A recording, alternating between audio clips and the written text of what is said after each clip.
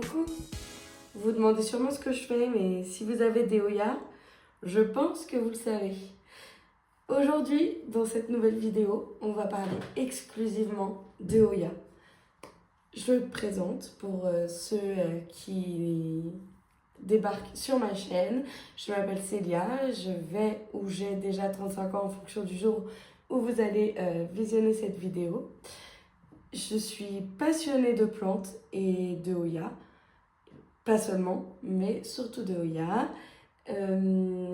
Et donc aujourd'hui, suite à beaucoup de questions que je reçois sur mon compte Instagram, j'avais envie de vous faire une vidéo de présentation et d'entretien de ces plantes que j'adore, qui sont donc les Hoya. Avant de vous faire donc cette vidéo, j'avais envie de me présenter, de vous expliquer un petit peu pourquoi les plantes, pourquoi les Hoya, comment les Hoya sont arrivés à la maison, alors que, bon, maintenant, pour les collectionneurs de plantes en tout genre, c'est vrai que ça s'est un petit peu démocratisé ces dernières années. Mais c'est vrai que c'est pas une plante qu'on aurait tendance à acheter si on va se balader en jardinerie et qu'on a juste envie de mettre une petite plante à la maison. Déjà, premièrement, parce que on n'en trouve pas régulièrement, et aussi parce que c'est pas les plantes classiques qu'on a l'habitude de voir. Je ne sais pas si vous voyez derrière moi, comme ma grosse monstera ou alors un philodendron, etc. Mais ces plantes, elles ont vraiment leur place chez nous, déjà parce que ce ne sont pas les plus compliquées en termes d'entretien, et aussi ni en termes de conditions, et aussi parce que ce sont des plantes absolument magnifiques qui peuvent fleurir et qui fleurissent, qui font des fleurs exceptionnelles. Donc c'est super chouette en fait que justement ces plantes arrivent maintenant en jardinerie, qu'il soit plus facile de se les procurer, peu importe les espèces, etc. Donc, pourquoi les plantes? Je suis désolée, je reviens tout de suite, il faut que je me mouche, vous l'entendez, je suis encore malade, hein, ça fait des mois. Et pour ceux qui... Bon, après, c'est vrai que ça fait longtemps que je ne suis pas venue par ici. C'est l'une des raisons justement pour laquelle je n'étais pas trop présente. C'est que c'était trop pénible pour moi de tourner des vidéos. Et puis après, pour ceux qui sont un petit peu sur Instagram et qui ont vu certains événements qui se sont déroulés ces dernières semaines, ne m'ont pas trop donné envie d'être sur les réseaux. Mais bon, je ne vais pas m'étendre là-dessus. Je vais plutôt continuer ma vidéo au sujet de ces superbes plantes, mais avec une boîte de mouchoirs à proximité. Alors, pourquoi les plantes? Pourquoi les Hoya? Donc moi, dans la vie, je suis professeure des écoles. Donc, comme beaucoup de médisance, vous pourrez se dire j'ai beaucoup de temps libre, mais je n'ai pas énormément de temps libre parce que je fais ce métier-là. J'ai beaucoup de temps seule parce que j'ai un emploi du temps complètement différent de celui de mon mari, qui lui est aussi dans la pédagogie et dans l'enseignement, mais de l'équitation. Donc c'est du loisir pour nous. Donc on le fait sur notre temps libre. Donc il travaille quand les gens se reposent. Ce qui fait qu'on se voit très peu, surtout cette année où on a un planning assez particulier, surtout moi, où je viens en Bourgogne seulement le week-end et je rentre à Paris la semaine pour travailler. Et le week-end, on se voit le soir et parfois le dimanche, il est en repos. Donc ça fait beaucoup de temps seul, même si on a un petit chien et un petit chat à s'occuper, ça remplit aussi bien les journées. Et, donc, au départ, j'ai acheté quelques plantes chez moi, plus pour la déco, parce que quand on a eu notre appartement, tout le, comment dire, ce qui me plaisait en termes de déco, c'était des choses très jungle urbaine. Et donc, j'ai voulu commencer à m'acheter quelques plantes pour décorer la maison. J'ai eu une monstera, ma maman m'a donné un grand pothos golden, enfin des boutures que j'ai toujours, d'ailleurs, qui est l'une de mes premières plantes. J'ai acheté des calathea, mon Dieu, les pauvres. J'avais une mandibula, enfin bref, j'avais plein de plantes. Je ne savais pas du tout m'en occuper ni quelles conditions elles avaient et je les traitais toutes de la même manière. Sauf que j'ai bien vu très vite que c'était pas comme ça que ça marche, puisqu'énormément ont eu des attaques de nuisibles dont je n'avais pas, enfin je savais pas que ça pouvait arriver, etc. Donc j'ai perdu pas mal de plantes et j'ai ensuite, en voulant les sauver ou etc., j'ai découvert un peu le monde Instaplant, enfin bon bref, voilà. Et puis bah, petit à petit, il y a eu plusieurs plantes donc, que j'ai plus appréciées que d'autres. J'ai voulu tester plusieurs familles. Et puis bah, voilà, ça m'a passionnée de les entretenir, de les collectionner, de les bouturer, d'en offrir, etc. Comment je suis venue au Hoya?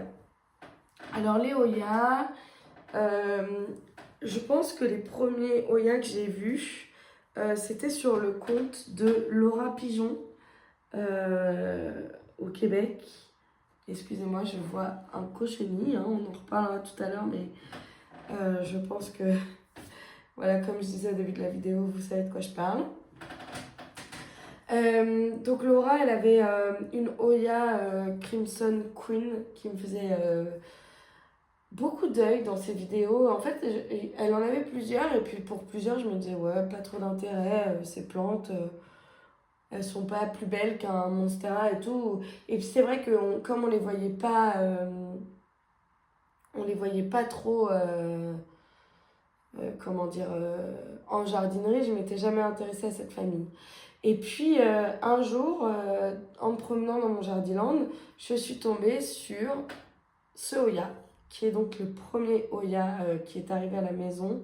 Il n'est pas là en super forme parce qu'il a subi une grosse attaque de cochenille et il y en a encore énormément. Donc je l'ai bouturé, j'ai quelques boutures de côté. Faut que je le nettoie encore à fond, là je vois qu'il y en a encore partout. Pourtant je le traite, mais j'ai testé plusieurs méthodes et voilà, ça ne s'arrange pas.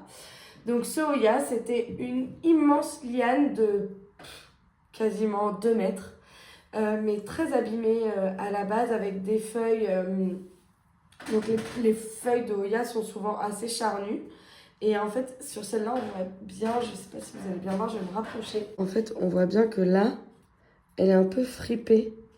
Et en fait, bon, il y en a plusieurs hein, qui sont comme ça, mais je vous dis, celle-là, elle souffre beaucoup à cause des cochenilles, comme on peut apercevoir par là.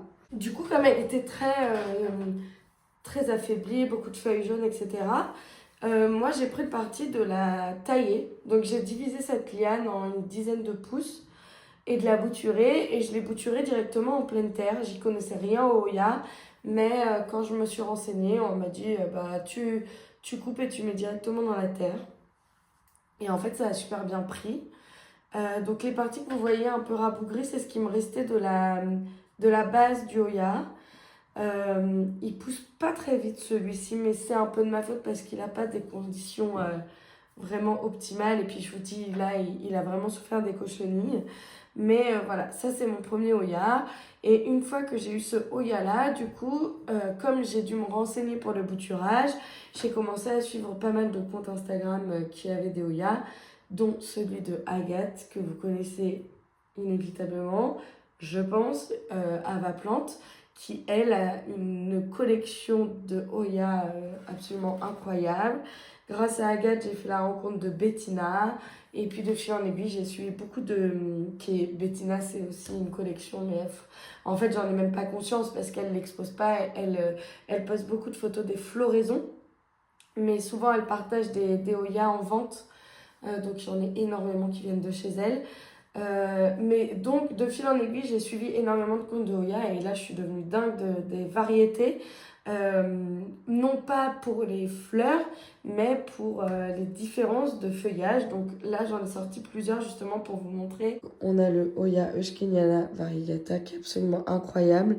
Donc ça, c'était des petites boutures. Celui-là, il pousse assez vite. On voit que là, malgré la baisse des températures, du manque de lumière, il pousse encore très très bien. Ensuite, j'ai voulu vous montrer un Oya à grandes feuilles, le Kodata Sumatra. Alors, je sais pas pourquoi, mes nouvelles feuilles, sûrement un manque de lumière, mais il n'y a plus du tout de taches argentées. Je pense que je le bouturerai sûrement pour à l'été ou au printemps pour qu'il me refasse des belles feuilles comme ça. Ensuite, on peut avoir d'autres feuilles petites et fines. C'est le Tsangi Albo Variegata. Et lui, c'est pareil, il doit manquer de lumière, vous voyez, parce que les dernières feuilles ont réversé, mais ça, c'est pas grave du tout. Je le laisse comme ça pour le moment. Et puis, au printemps, bah, je vais bouturer, et puis j'aurai de nouvelles feuilles. Lui, il a sa notoriété grâce à Ikea. Il était vendu sous forme de plantes sans nœuds comme ça, genre de feuilles uniques. C'est le Oya Keri, celui-là c'est le Variegata. C'est un cadeau d'Agathe, justement. Voilà, en forme de cœur. Enfin, vous voyez un petit peu sur la table, en termes de couleurs, là on a du rose, du vert, etc. Il y a vraiment de tout. Et là, je vais pas vous montrer toutes les Oya que j'ai.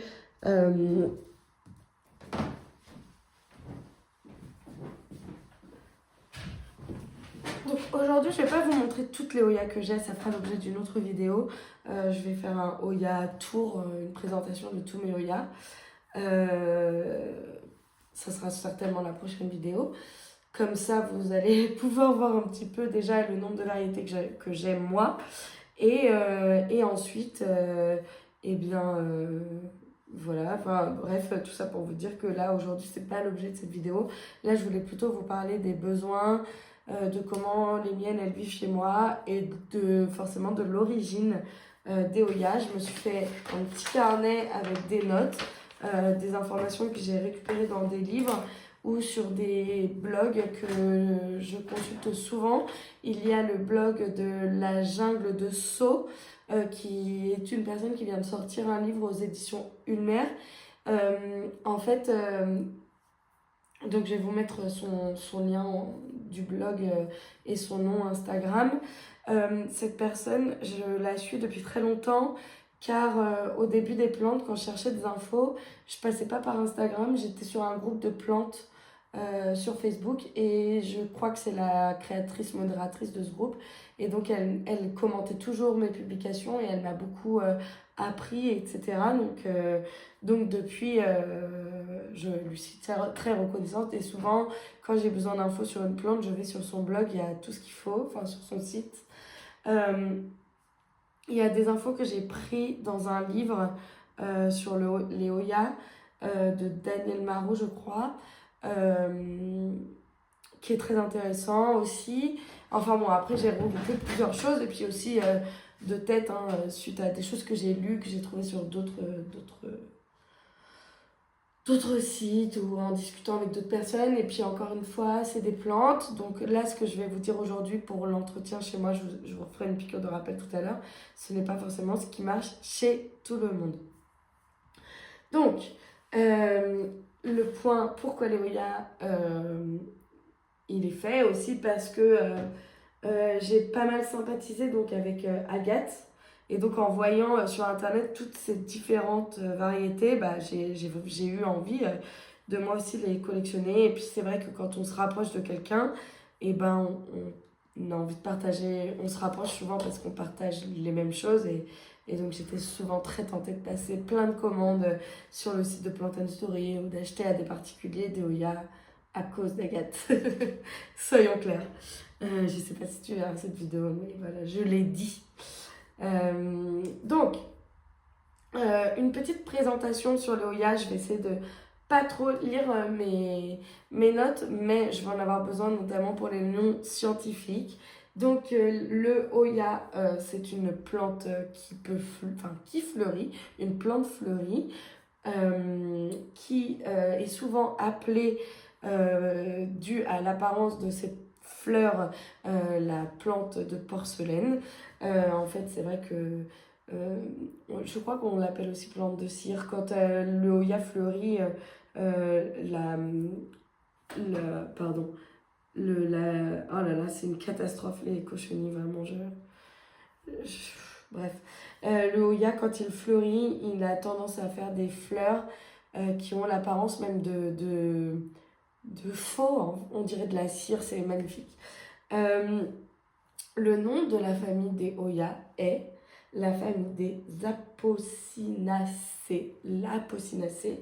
Et ce sont des plantes, des plantes à latex qui sont pour la plupart persistantes.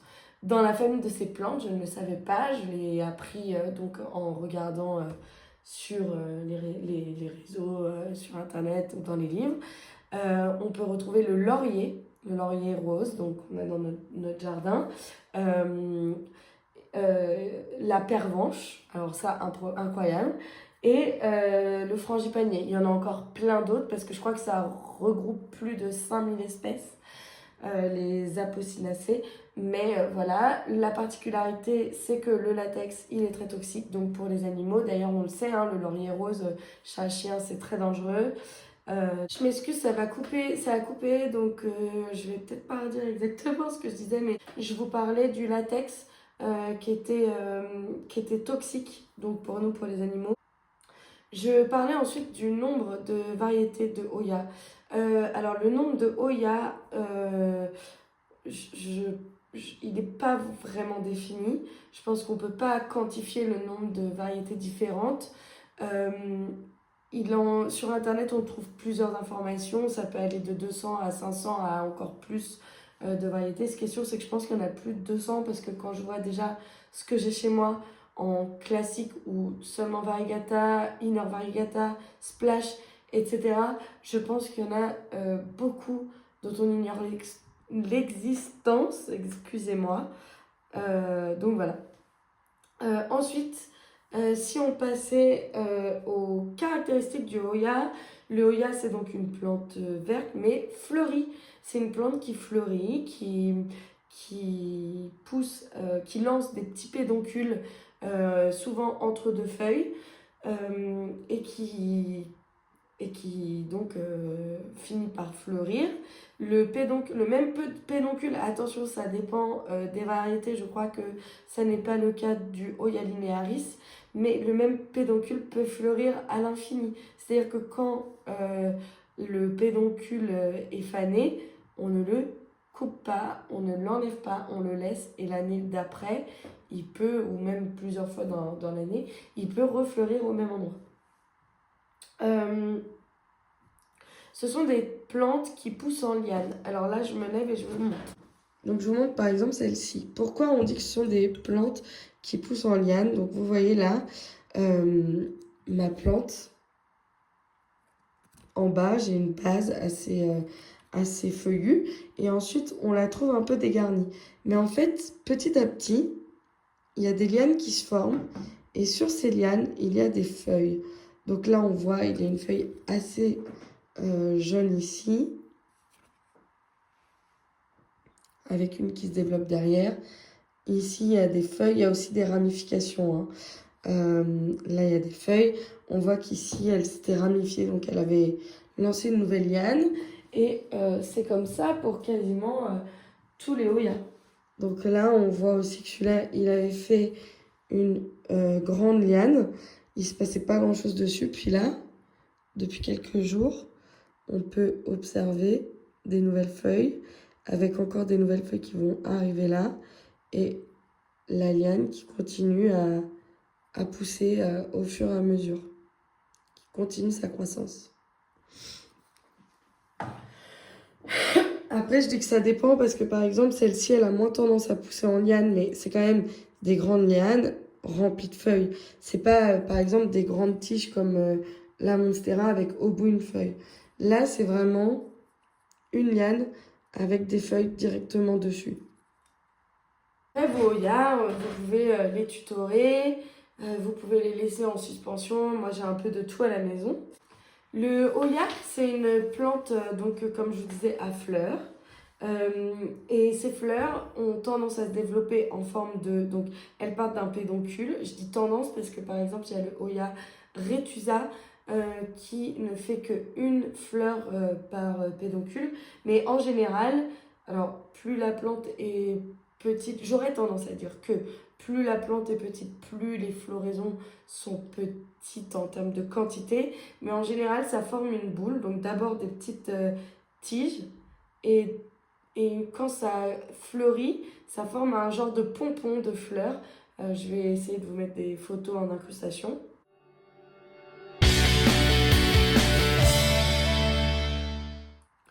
Et donc, quand elles s'ouvrent, ces fleurs ont tendance à former des étoiles, mais elles ont toutes des apparences, couleurs, formes, tailles, odeurs différentes. Je vais me rapprocher pour vous en montrer une qui va peut-être fleurir. Je dis peut-être parce que là, les fleurs sont en train de se former. Mais comme c'est un cutting que j'ai reçu par la poste hier et qu'elle a voyagé comme ça, il y a de grandes chances que ça jaunisse et que ça tombe. Mais c'est pas grave, je garderai le pédoncule et il fleurira très sûrement plus tard, je l'espère en tout cas. Euh, je vous disais que les fleurs avaient toutes des odeurs différentes. Alors j'ai entendu plein de choses, hein. Il y en a qui ont des odeurs un peu nauséabondes. Mais en général, moi les trois qui ont fleuri à la maison, non, les trois que j'ai vus, donc il y a une Croniana que j'ai vue chez Eliane de la chaîne Greenelly. Sa Croniana, j'ai trouvé que ça sentait énormément le muguet. Moi j'ai eu la Hoya Mathilde classique qui a fleuri. Et là, trouvé que c'était une odeur un peu de lessive, d'adoucissant, une odeur de linge propre. Et le Hoya Bella, alors lui, je ne me rappelle plus, c'était proche du Hoya Mathilde hein, en termes d'odeur. Ils ont tous des aspects différents. Je vais essayer de vous mettre les photos des Hoya qui ont fleuri chez moi. La Bella, qui était de mémoire blanche avec le cœur rose assez lisse, qui faisait très cire. Et la Mathilde qui là était plutôt... donc là c'était rose, avec rose clair avec le cœur rose un peu plus foncé.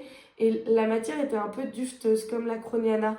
Ça fait un petit peu comme des... Ça fait penser à des petits poils en fait sur les fleurs.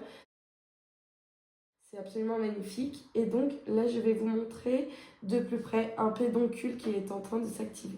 Donc je vais pouvoir vous montrer peut-être plusieurs étapes de pédoncule parce que sur mon gros Hoya Mathilde, j'en ai énormément. Je dirais plus d'une trentaine. Voilà un pédoncule qui a fleuri déjà plusieurs fois. Donc, entre deux feuilles,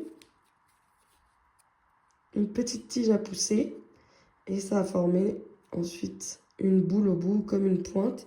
Et c'est de là que partent après les tiges quand la plante veut fleurir.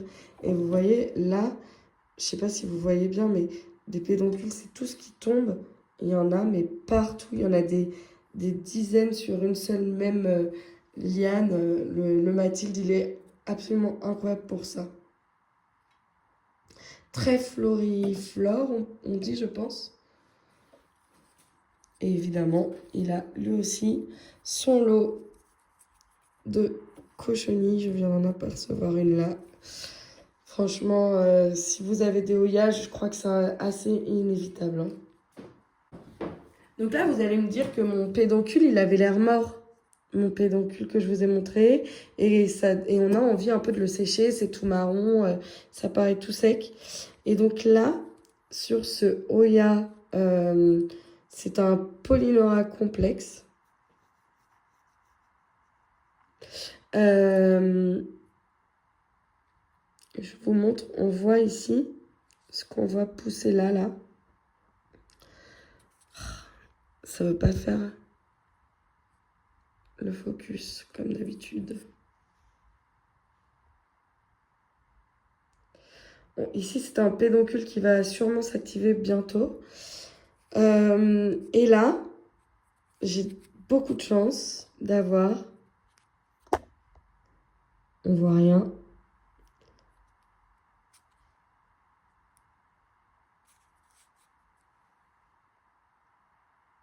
Voilà. Là, on a un pédoncule qui s'est activé avec des fleurs qui sont en train de se développer. Et ensuite, elles vont s'ouvrir. Et là, on aura la surprise de voir à quoi ressemblent les fleurs de ce Hoya complexe. Moi-même, je ne sais pas, je n'ai pas eu la curiosité d'aller voir. On peut voir qu'en même temps, elle développe une liane avec des feuilles au bout. Donc, trop chouette. J'aimerais bien ne pas vous étouffer d'informations dans cette vidéo. Et donc, on va avancer doucement. On va passer à l'entretien. Alors, c'est assez compliqué de répondre à cette question en général. J'ai tendance à dire aux gens qui me demandent comment j'entretiens mes Hoya que je préfère que eux me disent, me donnent leur propriété. Bon, après, c'est un peu ça pour toutes les plantes, mais en général, j'aime bien que vous me disiez dans quelles conditions vous élevez vos plantes pour pouvoir vous aider. Parce que par exemple, là, j'ai une dizaine de Hoya devant moi. Il n'y en a pas deux qui ont le même substrat, la même lumière, enfin les mêmes conditions en fait. Donc je vais vous parler des Hoya en substrat spécial Hoya qui vient de chez Plant Story. Plant Story a développé une grande gamme de substrats et d'ailleurs je vous en parlerai très vite bientôt. Je ne me rappelle plus de quoi est composé exactement le substrat de chez Plant Story, mais je vais vous mettre en incrustation ici les éléments qui sont cités sur la présentation du substrat sur leur site. Moi, j'aime bien acheter les substrats déjà constitués parce que ça m'évite d'avoir 50 sacs de tout avec des boîtes dans lesquelles je stocke les mélanges déjà faits, etc. Et donc, du coup, voilà, j'utilise ça pour les Hoya, pour les Anthurium. Après, il y a un mélange plus classique pour les aroïdes, mix, il y en a pour les calathea, les cactus, etc. Il y a vraiment une énorme palette sur le site de chez Plant Story. Je vous recommande à 100% parce que moi, je ne vis que par ça. Il y a un élément, moi, que je rajoute parfois, mais bon, je ne vais pas vous embrouiller. Ce Hoya, par exemple, et ce Hoya-là, sont tous les deux dans du substrat spécial Hoya de chez Plant Story. Je vais vous montrer ensuite les racines. Mais ils ont tous les deux des conditions différentes. C'est-à-dire que celui-là, il est dans la maison, sur mon buffet, avec la lumière. Je ne sais pas si vous voyez trop là, mais en gros, il y a une partie très lumineuse ici l'après-midi, enfin à partir de maintenant.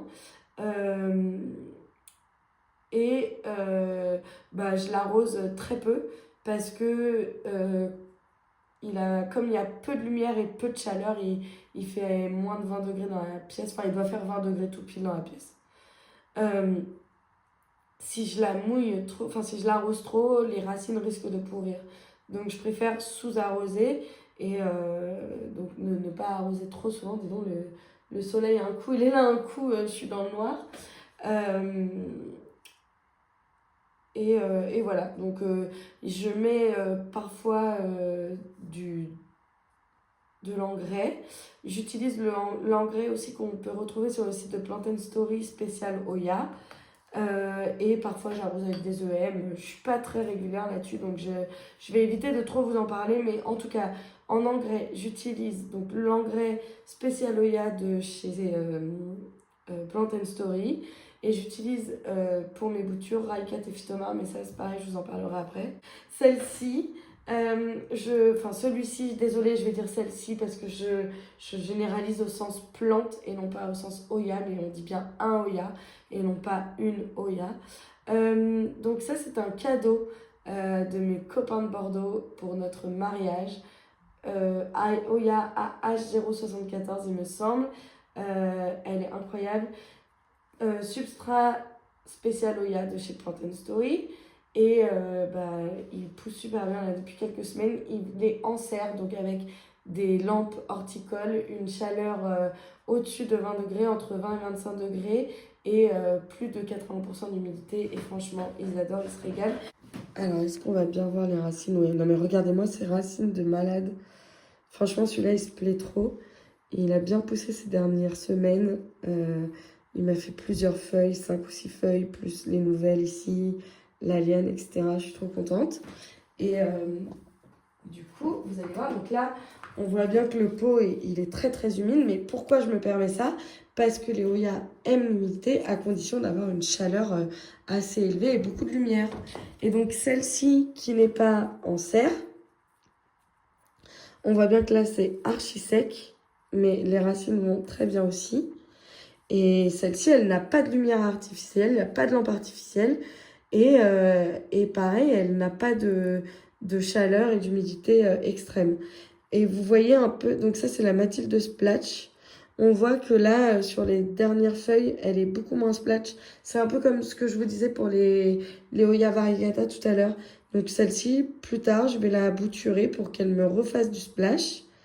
Et puis voilà, mais je vais attendre les beaux jours pour qu'elle ait des meilleures conditions et qu'elle soit naturellement plus splash.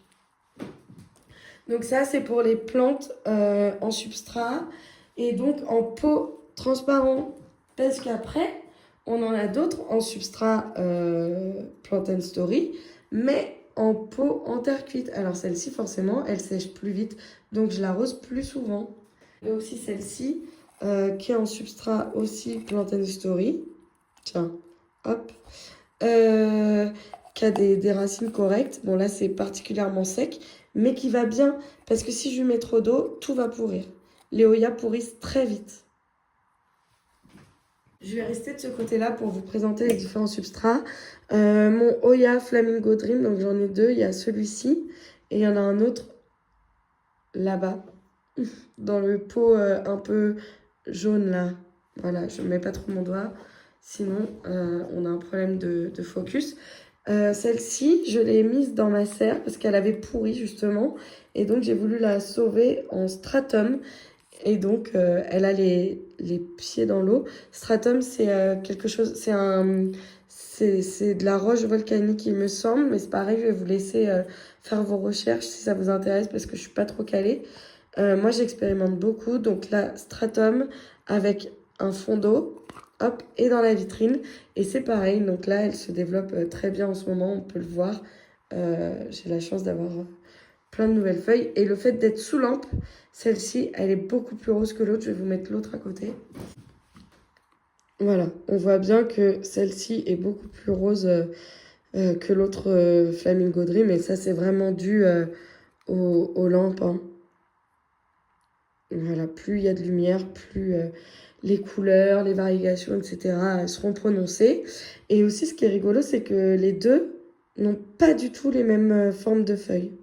Ça, je ne saurais pas vous dire à quoi c'est dû. Bah, ça peut être dans les gènes, mais bon, on voit bien qu'à la base, les feuilles, c'est les mêmes. Donc, c'est assez rigolo. Dernier substrat que j'utilise, donc là, c'est toujours pareil. Il y a un exemple en vitrine et un exemple hors vitrine, c'est le pont. Je suis pas une grande fan de pont, mais c'est vrai que certains Hoya, j'ai été obligée de passer par le pont pour les sauver.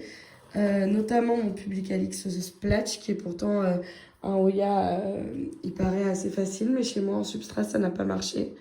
Et là, il vit très bien en pont. Malgré les baisses de température et de lumière, il fait encore beaucoup de nouvelles feuilles. En plus, lui aussi, le pauvre, il est souvent attaqué par les cochenilles, mais il est assez résistant. En pont aussi, j'ai ce Hoya Polynora qui va très bien, comme vous pouvez le voir. Il me fait feuille sur feuille là depuis quelques semaines.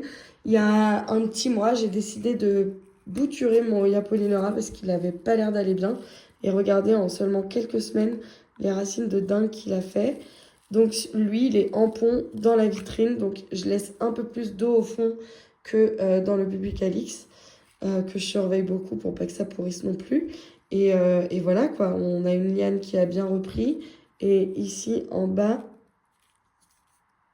on peut observer un petit départ, mais je ne sais pas si vous allez bien voir.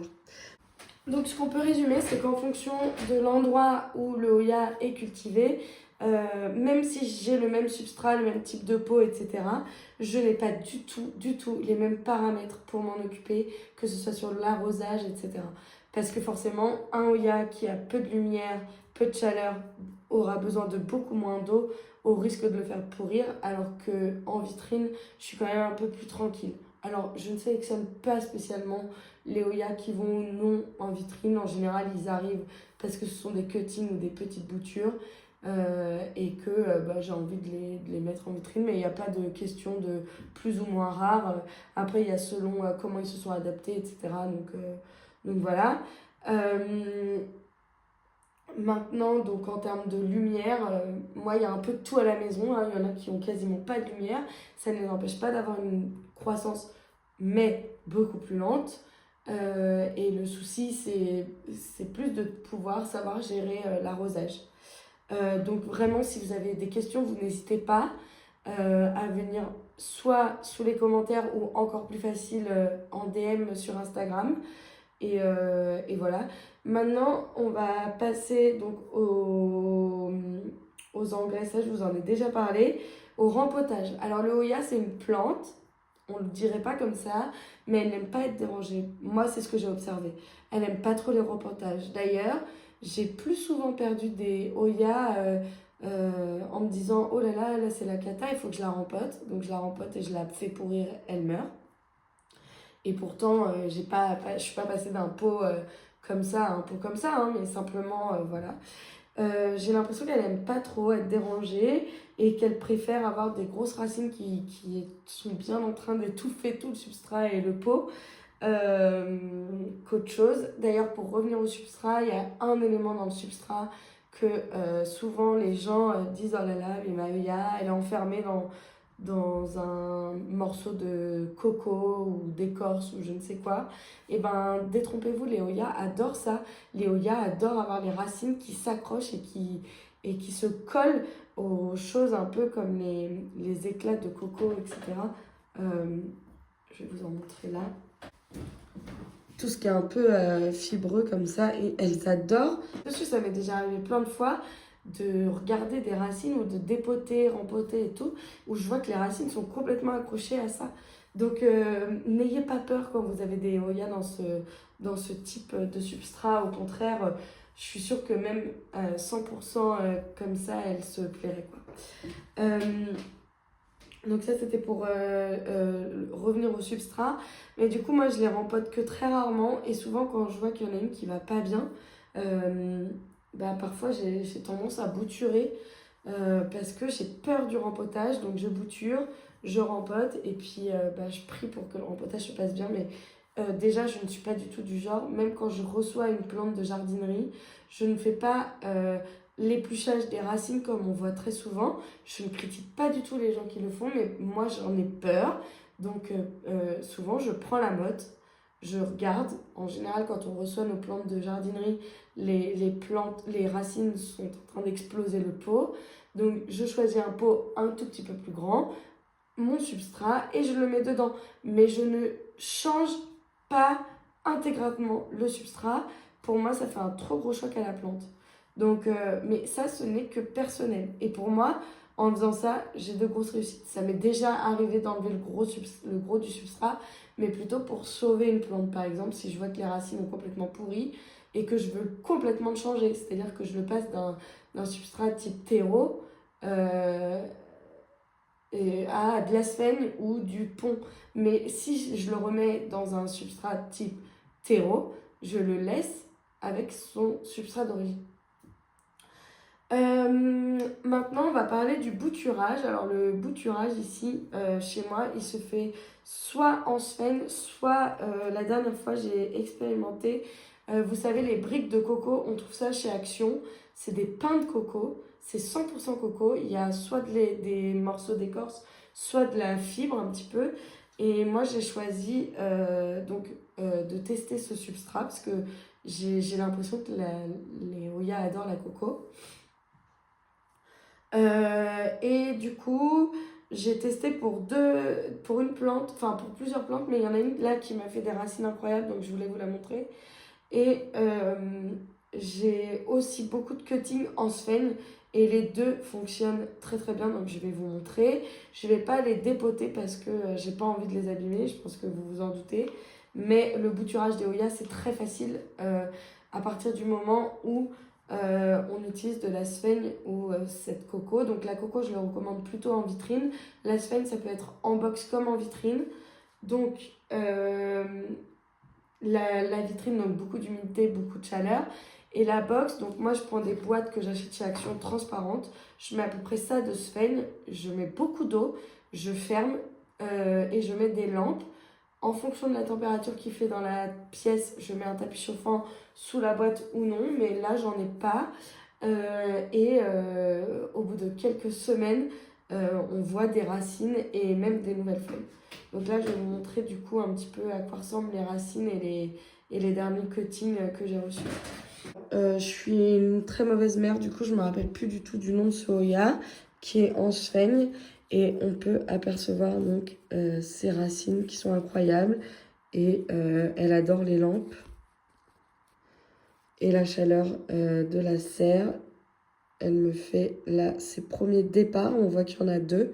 Un là, un là. Donc là, il y a une liane qui part. Et à partir de cette liane se forment des feuilles. Voilà. Ensuite, ça, c'est un des derniers que j'ai reçu la semaine dernière. Je vais essayer de... Voilà, vous montrer un tout petit peu. Donc les racines se forment et là on voit les premiers départs. Les racines de ce Polynéra et le complexe que je vous ai... les cuttings que je vous montre, ils viennent tous les deux de chez Plantipol. Je recommande à 100%. Je vais vous mettre plusieurs noms de personnes à qui j'ai déjà acheté des Hoya, peut-être en description, pour que vous puissiez vous aussi agrandir vos collections.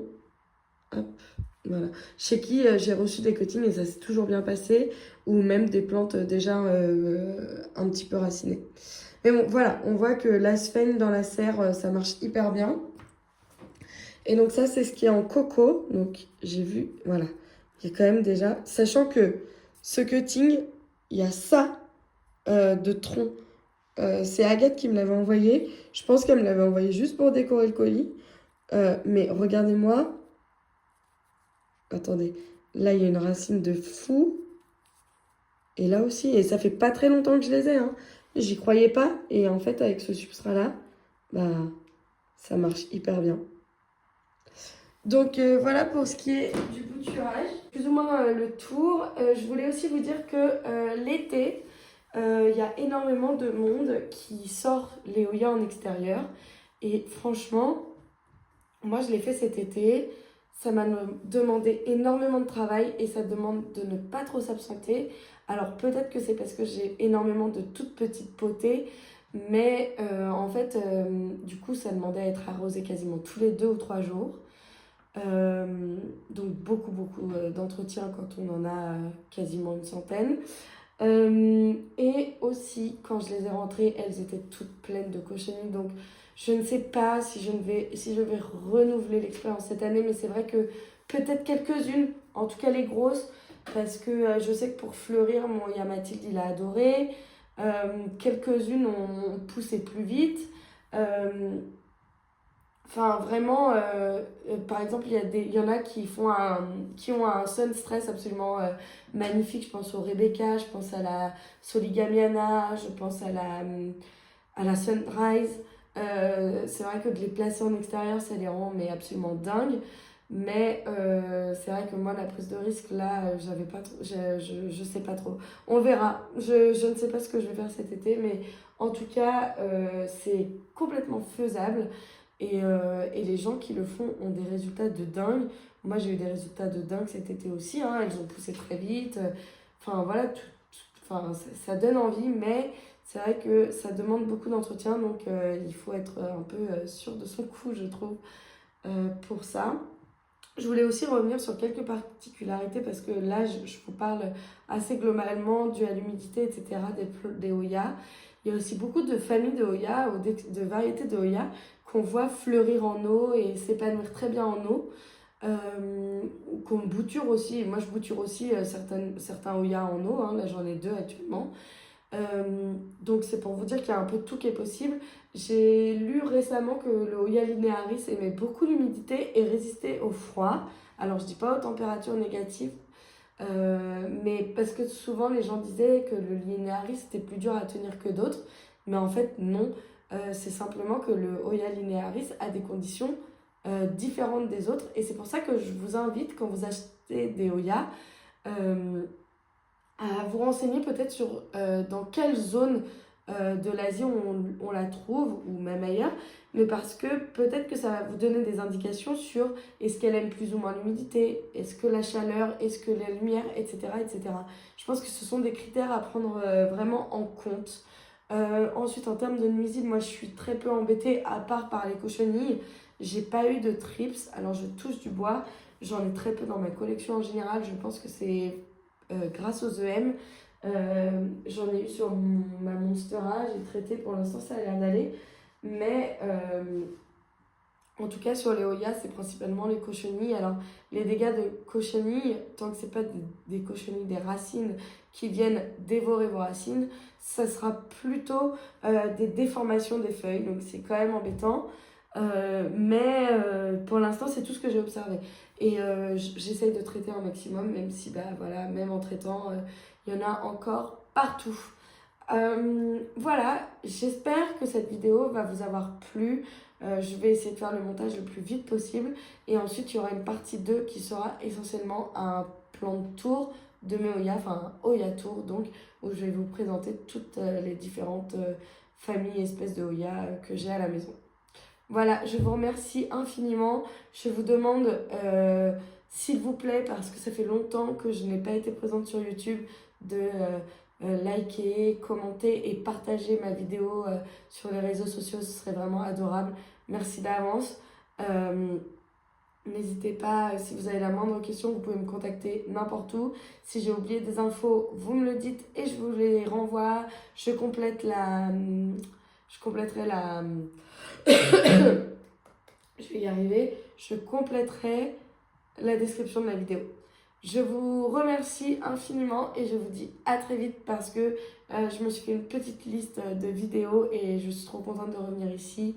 À bientôt, vous m'avez manqué, j'espère que moi aussi je vous ai manqué, et à très vite pour la suite de cette vidéo.